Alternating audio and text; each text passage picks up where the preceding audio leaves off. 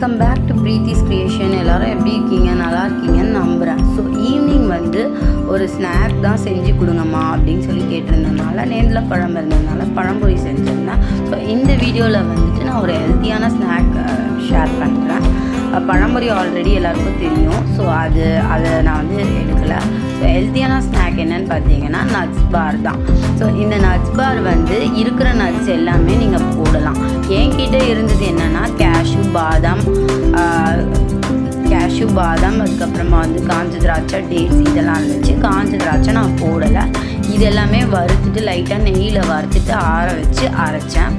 So அதுக்கப்புறமா dates எல்லாம் வந்து சீடெல்லாம் எடுத்துகிட்டு அதையும் போட்டு நல்லா வந்து மிக்சியில் வந்து நம்ம வந்து நல்லா வந்து சாப் பண்ணிக்கணும். அது கூட வந்து நான் பீனட் பட்டரையும் ஆட் பண்ணிக்கலாம். உங்கள்கிட்ட என்ன நட்ஸ் இருந்தாலும் நீங்கள் ஆட் பண்ணிக்கலாம். அதுக்கப்புறமா அத்திப்பழம் இருந்தாலும் நீங்கள் ஆட் பண்ணிக்கலாம். ரொம்பவே நல்லாயிருக்கும். அப்புறமா ஒரு ஃப்ளாட் சர்ஃபேஸான ஒரு பாக்ஸ்லேயோ ஒரு ட்ரேலையோ இல்லை ஒரு பாத்திரத்துலையோ நீங்கள் போட்டு அதை நல்லா ஃப்ளாட் பண்ணி அதை ரெஃப்ரிஜரேட் பண்ணணும்.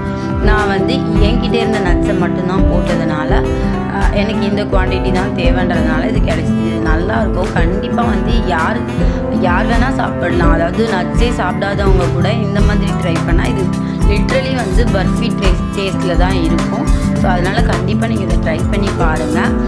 கிட்ஸுக்கெல்லாம் வந்து நம்ம இப்படி செஞ்சு கொடுத்தோன்னா அவங்க வந்து ஒரு 4 நட்ஸ் சாப்பிட்ற இடத்துல ஒரு நிறைய நட்ஸ் சாப்பிட்ட மாதிரி ஒரு ஃபுல்ஃபில்மெண்ட்டோடு இருக்கும். ஒரு 2 பார் சாப்பிட்டா கூட நமக்கு போதும், அந்த மாதிரி இருக்கும். ஸோ இதை வந்து நல்லா ஃப்ளாட்டன் பண்ணிவிட்டு இன்னும் கூட கொஞ்சம் பீனட் பட்டரை நான் ஆட் பண்ணிக்கிறேன்.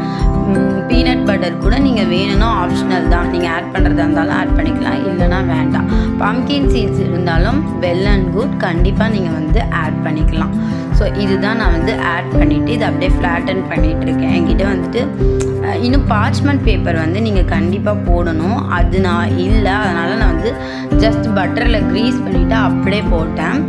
ஓகே, நம்மக்கிட்ட இருக்கிறத வச்சு நம்ம பண்ணலாம். நம்ம வந்து இது இருக்குல்ல அப்படின்னு நம்ம நினைக்க வேண்டாம். ஸோ இதை வந்து க்ளோஸ் பண்ணிவிட்டு ஃபியூ மினிட்ஸ் லேட்டர் வந்து நான் ஓப்பன் பண்ணி பார்த்தேன்.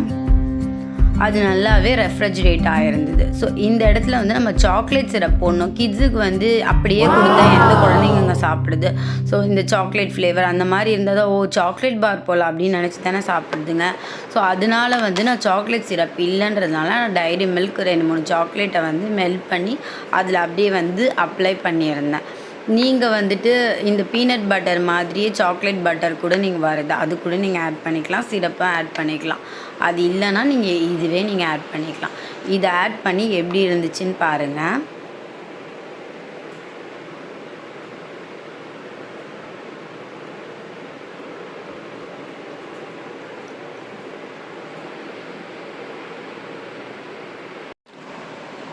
இப்போ தான் நான் அது வந்து பாரை ட்ரை பண்ணி பார்த்தேன்.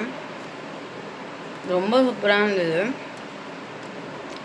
கண்டிப்பாக ஹெல்த்தியான ஒரு ஸ்நாக்கு, பர்ஃபி மாதிரியே டேஸ்ட் இருந்துச்சு. ஸோ கண்டிப்பாக ட்ரை பண்ணி பாருங்கள், ரொம்ப நல்லா இருந்துச்சு. தேங்க்யூ. அதுக்கப்புறம் அந்த டே வந்து எனக்கு என்னமோ பிளேட்டே ஃபுல்ஃபில்டாக இருந்த மாதிரி இருந்துச்சு. சரி நம்ம ஏன் வீடியோ எடுக்கக்கூடாதுன்னு சொல்லி எடுத்தேன். கேரட் ரைஸு, அதுக்கப்புறமா வந்துட்டு கீரை, அதுக்கப்புறமா மசாலா எக் வந்து போட்டு ரொம்ப ஃபுல்ஃபில்டாக சாப்பிட்டேன். அதுக்கப்புறமா ஸ்கூல் ப்ராஜெக்ட்ஸ்க்காக செஞ்ச பிக்ஸ் தான் நீங்கள் இப்போ பார்த்தீங்க. டே அவுட்காக ஒரு வீக்கெண்ட் டே அவுட் போயிருந்தோம். ஸோ இதனுடைய வீடியோ வந்து நான் நெக்ஸ்ட் வீக் ஷேர் பண்ணுறேன்.